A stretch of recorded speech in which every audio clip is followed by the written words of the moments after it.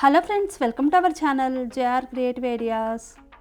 ఈరోజు మనం విరూపాక్షేశ్వర స్వామి టెంపుల్ చూడటానికి వచ్చాము. ఈ దేవాలయం కర్ణాటక స్టేట్లో ఉంది, హంపి నగరంలో ఉంది. ఈ హంపి బెంగళూరు నుండి 350 కిలోమీటర్స్ దూరంలో ఉంటుంది. ఈ హంపికి బెంగళూరు నుంచి, బళ్ళారి నుంచి, హైదరాబాద్ నుంచి వెళ్ళవచ్చు. హంపికి దగ్గరలో రైల్వే స్టేషన్ అంటే హోస్పేట్లో ఉంది. హోస్పేట్ నుండి హంపికి 13 కిలోమీటర్స్ డిస్టెన్స్ ఉంటుంది. హోస్పేట్ నుండి హంపికి బస్సుల్లో కానీ ఆటోల్లో కానీ వెళ్ళవచ్చు. ఈ విరూపాక్షేశ్వర స్వామి టెంపుల్కి 3 రాజగోపురాలు ఉంటాయి. ఇది ప్రధాన రాజగోపురం. ఈ గోపురం 9 అంతస్తులతోటి 50 అడుగుల ఎత్తులో ఉంటుంది. ఇది మొత్తం మొదటి రాజగోపురం దాటిన తర్వాత వచ్చే మొదటి ప్రాకారం. ఇది చాలా విశాలంగా, చాలా పెద్దగా ఉంటుంది. ఆ కనిపించేది రెండవ రాజగోపురం. రెండవ రాజగోపురం దాటుకొని లోపలికి వస్తే అటువైపు ఇటువైపు ఇలా పొడవైన మండపాలు ఉంటాయి. రెండు ఎదురుగా గర్భగుడికి ఎదురుగా ఒక మండపం ఉంటుంది. ఆ మండపాన్ని రంగమండపం అంటారు. ఈ మండపాలన్నీ రకరకాల చెక్కడాలతోటి, స్తంభాలతోటి ఉంటుంది. ఇక్కడ 2 ధ్వజస్తంభాలు ఉన్నాయి. ఒకటి రాతితో చేసిన ధ్వజస్తంభం ఉంది, ఇంకొకటి ధ్వజస్తంభం మీద దీపాలు వెలిగిస్తారు. ఇక్కడ 3 నందీశ్వర్లు ఉంటారు. ఈరోజు చాలామంది వచ్చారు. స్కూల్ పిల్లలు, హనుమాన్ మాల వేసుకున్న వాళ్ళు, తర్వాత హాలిడే కదా, చాలామంది ఉన్నారు. ఇక్కడ 2 రకాల దర్శనాలు ఉన్నాయి. ఫ్రీ దర్శనం ఉంది, టికెట్ దర్శనం ఉంది. ఫ్రీ దర్శనం అయితేనేమో ఈ మండపంలో లైన్గా వరుసగా ఉంది. ఈ మండపం మొత్తం లైనే, చూడండి చాలామంది ఉన్నారు. డైరెక్ట్గా ఇక్కడ జాయిన్ అవ్వాలి. ఈ డోర్ గుండా లోపల దర్శనానికి వెళ్ళాలి. మనం ఇక్కడ నుంచి స్వామివారిని దర్శనం చేసుకోవడానికి లోపలికి వెళ్ళాలి. అటు నుంచి వెళ్ళి దర్శనం చేసుకొని ఇటువైపు నుంచి బయటకు వచ్చేసాము. దర్శనం చేసుకొని ఇటు రైట్ సైడ్కి రాగానే పొడవైన మండపం ఉంటుంది. ఈ మండపంలో చిన్న చిన్న దేవాలయాలు ఉంటాయి.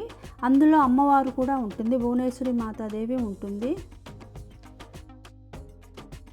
మెయిన్ దేవాలయంలో, అమ్మవారి దేవాలయంలో వీడియో తీయడానికి పర్మిషన్ లేదండి. భువనేశ్వరి మాతను దర్శనం చేసుకోగానే పక్కన గులగంజి మాధవ స్వామి దేవాలయం ఉంటుంది. అది లోపల అండర్ గ్రౌండ్లోకి ఉంటుంది. మెట్లు దిగి కిందికి వెళ్ళాలి. కింద వైపు ఉంటుంది మాధవ స్వామి దేవాలయం ఇది. ఈ మాధవ స్వామి టెంపుల్లో ఒక స్పెషల్ ఉంది. అదేంటంటే ఇక్కడ 2 మూర్తులు ఉన్నారు. విష్ణుమూర్తి ఉన్నారు, శివుడు ఉన్నారు.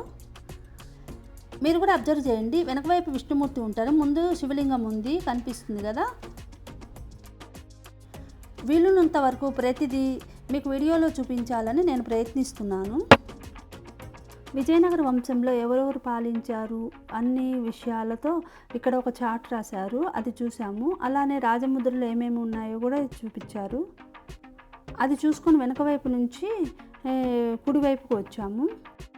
మధ్యలో విరూపాక్షేశ్వర స్వామి ఉంటారు కదా, చుట్టూ ఇలా మండపం ఉంటుంది. మళ్ళీ మండపం పైన కూడా ఇంకో మండపం ఉంది.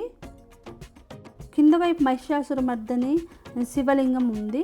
పైవైపు కూడా మళ్ళీ దేవాలయాలు, చిన్న చిన్న దేవాలయాలు ఉన్నాయి, మందిరాలు. మధ్యలో ఈ దేవాలయం ఉంటుంది. ఈ దేవాలయం చుట్టూ ఇలా పొడవైన మండపాలు ఉంటాయి. ఈ చుట్టూ ఉన్న వెనక వైపు ఉన్న మండపాలలో ఇక్కడ ఉన్న దేవాలయాలు ముక్తి నరసింహ, గులగంజి మాధవ, నవదుర్గ, సూర్యనారాయణ, తారకేశ్వర, శారదాదేవి, విద్యారణ్య, పార్వతి మరియు భువనేశ్వర ఆలయాలు ఉన్నాయి. వాటిని కూడా చూద్దాం రండి. మీకు ఈ వీడియో నచ్చితే తప్పకుండా లైక్ చేయండి. ఎలా ఉందో కామెంట్ చేయడం మర్చిపోకండి.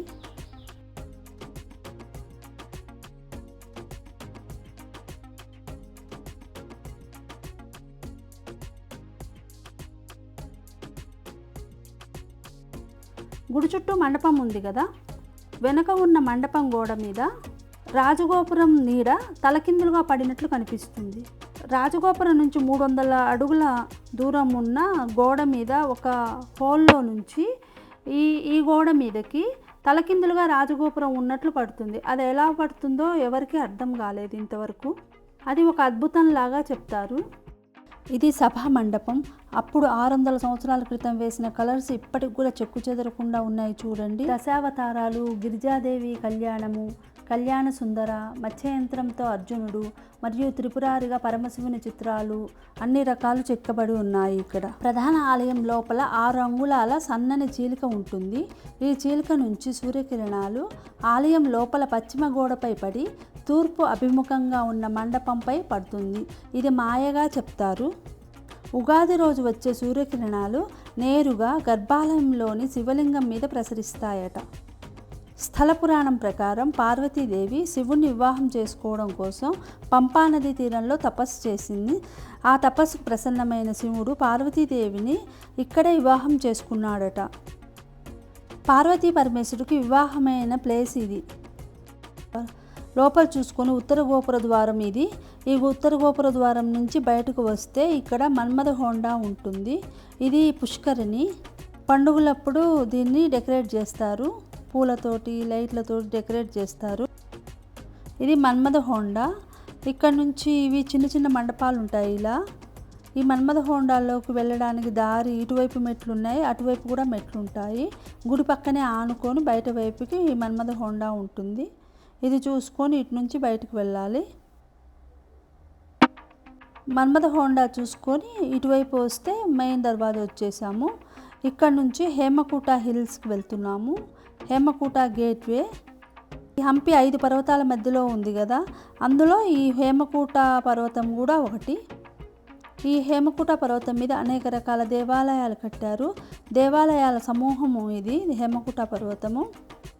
సుల్తాన్ల దండయాత్రల వల్ల అన్ని దేవాలయాల్లోని దేవుళ్ళన్నీ పడిపోయాయి. ఖాళీ గర్భాలయాలే ఉంటాయి అన్ని చోట్ల. ఇక్కడ ఒకే ఒక్క విరూపాక్ష దేవాలయంలో పూజలు జరుగుతాయి. ఈ పైన ఇంకొక దేవాలయంలో కూడా పూజ జరుగుతాయి. మిగతా దేవాలయాలన్నీ ఖాళీగానే ఉంటాయి. ఈ దేవాలయంలో మళ్ళీ పూజలు జరుగుతాయి. హేమకూట పర్వతం మీద చాలా దేవాలయాలు ఉన్నాయి చూసాం కదా. ఈ దేవాలయాల దేనిలో పూజలు జరగవు. ఈ ఒక్క దేవాలయంలో మాత్రమే పూజలు జరుగుతాయి. శ్రీ గాయత్రి పీఠ మహాసంస్థాన్ ఆధ్వర్యంలో ఈ దేవాలయం నడుస్తుంది. వెనక భాగంలో వారి ఆశ్రమం కూడా ఉంది. ఇలా చాలా రకాల గుళ్ళు ఉన్నాయి. అన్నిటిని చూసుకొని ఇది డబుల్ స్టోర్తో ఉంటుంది. ఇలా అన్ని ఇది దేవాలయాన్ని ఆనుకునే ఉన్నది. చిన్న పెద్ద దేవాలయాలన్నీ కలిపి 100 పైనే ఉంటాయి అనుకుంటా. అన్ని దేవాలయాలు ఉంటాయి ఇక్కడ. దేవాలయాల సమూహం ఈ హేమకూట పర్వతం.